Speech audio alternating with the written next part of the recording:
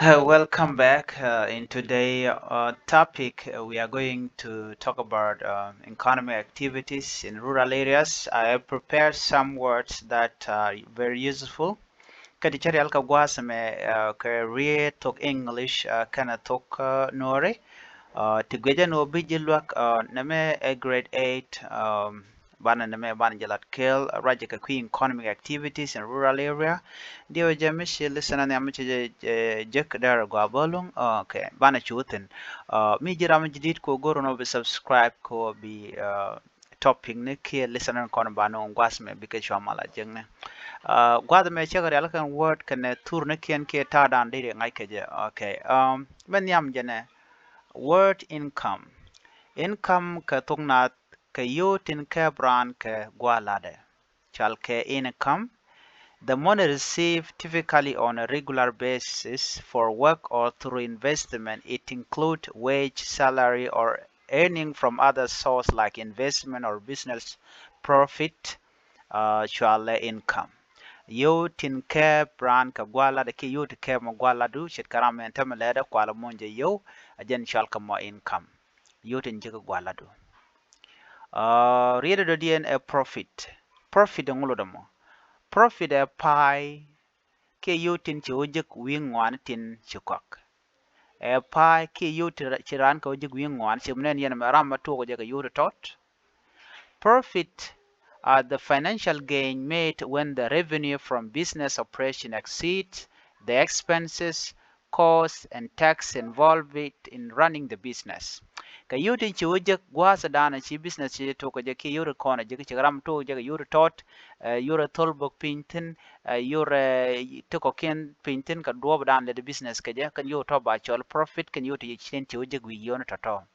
pa yon tin chi wujek wing wan tin chi kwak ba chole di ba chole profit chemnen yana mako turna me really do dien gwasa me expense ka yo tin to gran kalat yo tin to lat bukulo ti ka profit chan en gwas me profit me ka yura kona pai chujik yo tin kona to lat abdor bukulo je wide shal ka ke expense can you to expense malode mishi yo shi ka to ka me shi business je to ke la door yo tin kona area la ka ko bnon bi to ka ke ba chole di ba chole expense. Expense are the costs incurred by an individual or business in order to generate income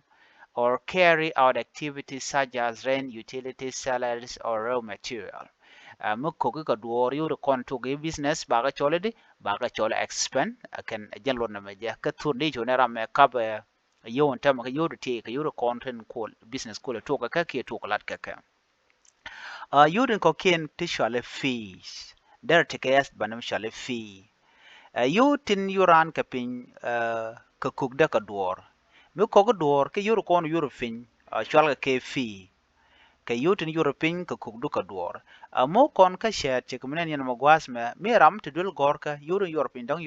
gor ka private school yuru pin kan yuru gor chwal ke fi anyok mi te ka duor mi che kok en gwasamo ko bi service bi kulu use ba cholo ke ba dong de chi gor ka na me ko china me chi lele na na can female ke English are fixed charge or payment for a service or privilege typically pay to professional or institution for service rendered ala mi til dong ti dul gor ka dul gor ma dong gur yo kan yo to chwal ka ke di chwal ka ke fi si kamishanen gwasame mi to dul gor ka dong gor ka yo by cholet ti ke school fees mi la european ajen lot fees ma gwada mo di den gwasme mi shale bonus ka yo tinkien bonus ka yo tin kam karan kalan mo gwa mi shalat ki reb yoni mi let mi shalada gwa Michelada go ajira mo point do big te kangu big te ka yuto ba kami and you try chwal ka ke bonus ke English and bonus point are additional payment given to employees often as a reward for good performance or as an incentive beyond their regular salary or wage titi ke tin konti wi jik wi yono ko ka doban go adana shilat you know an additional payment mom wa kam mo ti yoten kon jege point wala yor kontin jege wala tegatin dum do jin tilan mo gwan jin chelo lat baje moy kango baje moy kamishale bonus na mo jalot bonus mo ko yoten kam karan kalan mo gwa mishalat kire bioni mishalata gwa baye moy ka yo ka do gwa an chilat bakelen gwa same benefits angulu da mo benefits and benefit me amen gwa en jeki ka kor ka mishilan mu gwa chi jalat mishilan mu gwa chi la rama me nana na me to ga je pingwa da me cho ni al ka jen tur na me jen kwala chole success benefit ma nana chi je kala da gwa ndana chi lat gwa de to ga ladu ka je a form of non-wage compensation provided to employees such as health insurance, retirement plan, or pay time off. It can also refer to a positive gain or advantage derived from something. You know, lada gwa dana shilat mito go duor ka wodi nyam alaman bo jikten alajen de sholbo a pai bo pai de sholbo pai bo ko mi wi jengne je ka ko ladan gwa dana shilat de ran jota ngur jen wo bi business bi je to gon business gadu ka ngwane ngur jen obi nyaga be to go eno bi take a profit ke bi benefit veje anjel no mo gwa la chere ka pai ka yo tin ko ne jege ka kor ka mi shilat mo gwa ci jalat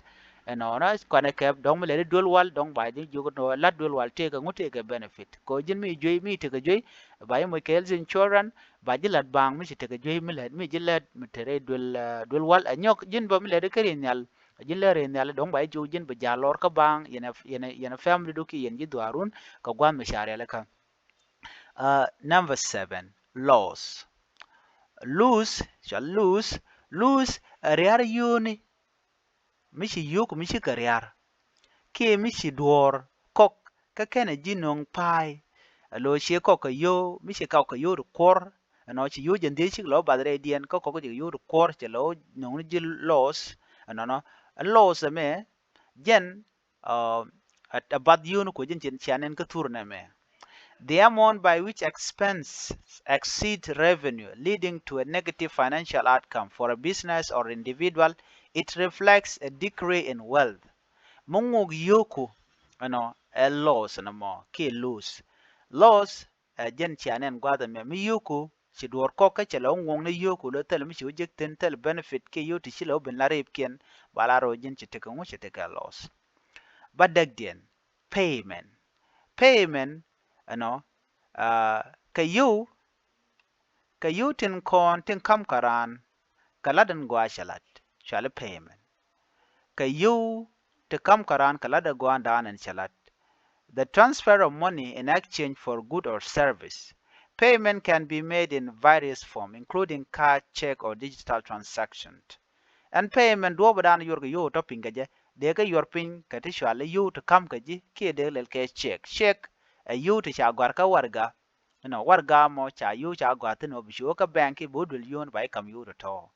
anyok cha ji pay bang kwa yi mo ka yo ko jin te galan mo gwa mi shanen mi shalat ba ji kula pay ka jen service mo jen kwa laro ne transfer money in exchange for good or service antama right kon gwa seme mi shalada gwa de mo ka ngu de mo ka yo ko chala da chale le shanen service to ba ji mo dur ka jen chale ngo jen chale payment ka yutin kam karan ka ladan gwa en chalat ki service da na chitup na me agenda na go rede nywa ya kel mi shi payment shi ngach shi loss shi jangach shi benefit shi jangach shi bonus shi jangach shi fee shi jangach expense shi jangach profit shi jangach mena dien income you ko ndir jek chi kangach en ongum pendi o diri business dir jalap okay. If you are new to my channel, please, I would like you to help me by subscribing and do not forget to share, okay, and comment. Banale jeka listen dodian, and be atakamal. Bye bye.